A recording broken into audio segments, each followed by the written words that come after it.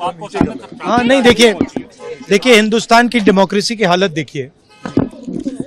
300 MPs election commission से मिलना चाहते हैं और कहते हैं कि हम डेलीगेशन लेके आएंगे, हम आपको एक डॉक्यूमेंट देना चाहते हैं। इलेक्शन कमीशन कहता है नहीं, 300 एमपीज नहीं आ सकते हैं।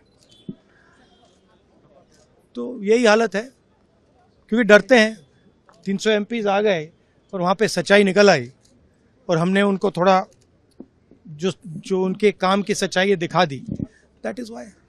लेकिन आपको लगता है कि सर आपको ये जो लड़ाई है, मैं थोड़ा क्लियरली बोलना चाहता हूँ। देखिए, अब ये राजनीतिक लड़ाई से आगे निकल गई है, ठीक है। अब ये देश की जो आत्मा है, स्पिरिचुअल देश का जो आत्मा है, उसके लिए लड़ाई हो रही है। कॉन्स्टिट्यूशन की लड़ाई है। 1 मैन 1 वोट कॉन्स्टिट्यूशन का फाउंडेशन है।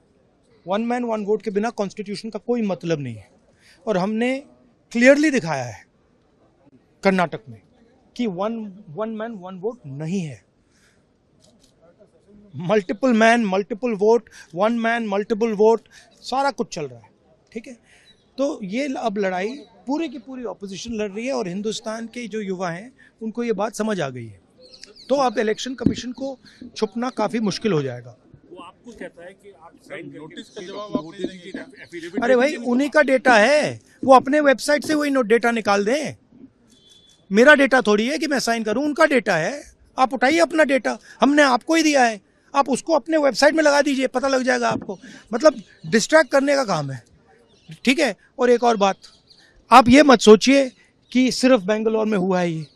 ये देश में अलग अलग कंस्टिट्यूंसीज में हुआ है और इलेक्शन कमीशन जानता है। इलेक्शन कमीशन जानता है कि वो उसका जो डेटा है वो फटेगा।